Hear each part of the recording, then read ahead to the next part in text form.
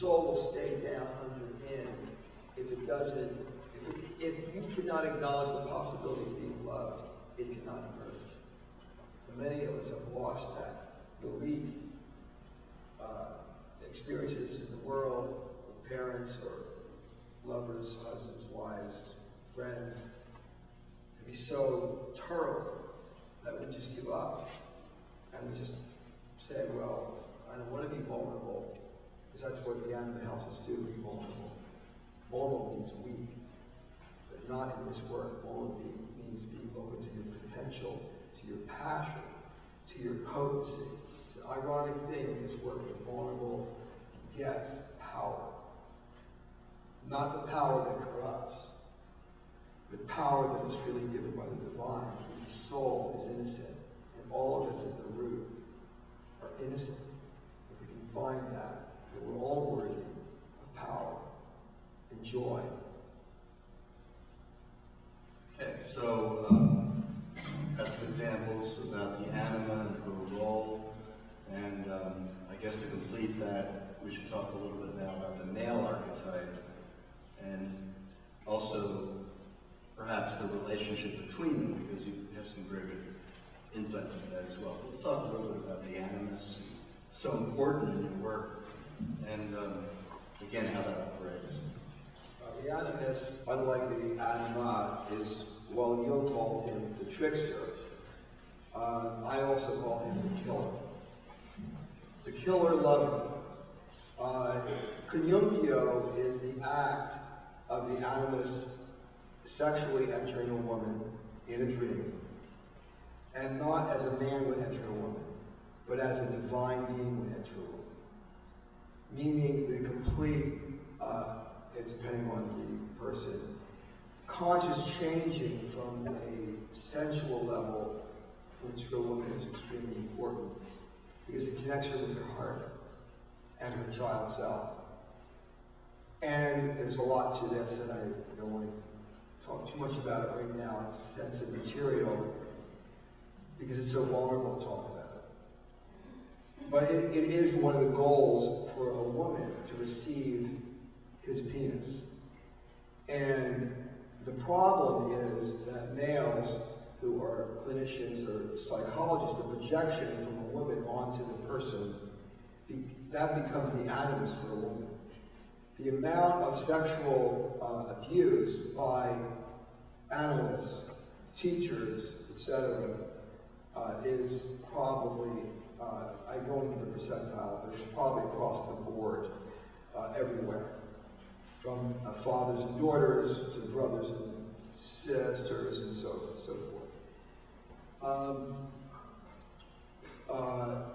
It's very important that a man who helps a woman understands his transference and has very strong sense of his obedience to the animus, so that he does not get caught in his own need for her love, which is no greater love than a woman has for a man, than her love for God.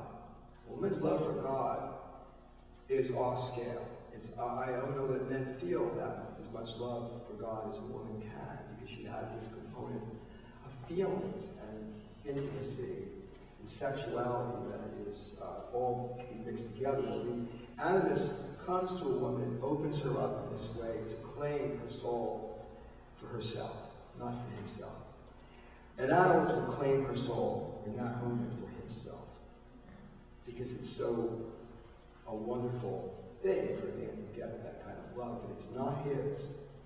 And this work is so, when you do this kind of deep work, the people who do this work, we need men who can lay claim to their own relationships, so they do not fall prey to this, and allow this woman to grow spiritually and not destroy her in the analyst office. I say this because this is extremely common. And at this depth, a woman will confuse often her love for him with a person. And what better person than a person that has been so open to every aspect of her as she descends deeper into her vulnerability. With a man, the animus cannot do this, and doesn't. And the anima does not take his place, as has been stated. An animist develops, there's a different mythology for the animist, which is the prodigal son, where the son returns back to the father as the son, which is the emergence of the soul boy in a man. Whereas for a girl, she can rediscover her soul, and she has a male side too, but through the communio. There's not a communio for a man. A man must return home, find and surrender his being a father to become a son again. If you have issues with your dad, this is really hard to do, like I do. And then from that place, then the animist will also can come to you, because he also, he's not God, he's more like obedient to God, so in that sense he's like a son. So you're in a way of a kinship with him. But he won't, it's a different mythology. So the working with a man is completely different than the woman. Thank you, Mark. I'm going to switch field a little bit and ask a simple question, which basically is, how do people work with you in the sense of how does a session work? What is the rhythm of that? Just kind of basic nuts and bolts of how that works. Well, basically, as you'll see, those that come to the afternoon session, that a person understands, as they do the work, the meaning of their dreams in such a way that they begin to come into relationship with those parts of themselves, inwardly and outwardly as well. So the more sessions you do, the more the sessions become the person has a homework assignment, and they know their work, and they're bringing their dreams, and they relate to their outer world, and there are issues that come up all the time that reflect the dream, as you said so well, and what's happening in the world. And so you're constantly working, not just the dream, but every experience that you have in your life is often relevant to the work that you're doing, or certain experiences are relevant to what you're doing in terms of the dream work.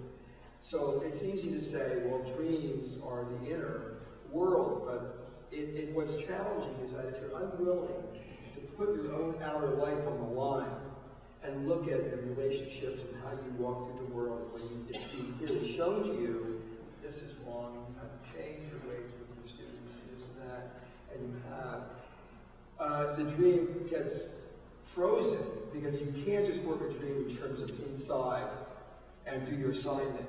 You have to apply it to things in your outer life. And I have some really wonderful clients who have done their dream work on the inside, but they didn't do it, they didn't apply it to the outside. And it gets, unfortunately, they grow somewhat, but then they're the same person. And it doesn't really work. This is really complete, having to put everything on the line. And of course, you can't make a person do that, but it's a process of both. When when people change, it's because they make the decision. Right. You don't force them. I don't know if Christa wanted to add something for it. Well, I wanted to go back to the calling and the Yes. third stage of this word congruence, because you're really talking about, it isn't just a hermetically sealed thing, your inner life. It's like how you live your life and how this work helps you to embody a lived life, where your inner and your outer are congruent and relate to each other. So you're not off over here doing something that is not what you're doing in your dream. And that's the progression through the stages to the place of the third stage, where your life is a reflection of what's going on inside. And so the dissonance disappears, over time. And it's more, the dreams reflect more of what is actually going on in your life. So, I wanted to add that. Right. And then that's why it's so important just to make sure that if you're doing dream work, if you apply your outer world, because, like you said, if you're developing spiritually and developing closeness, but that in your outer life you're the same person, that creates more dissonance. Well, it can create a lot of tension.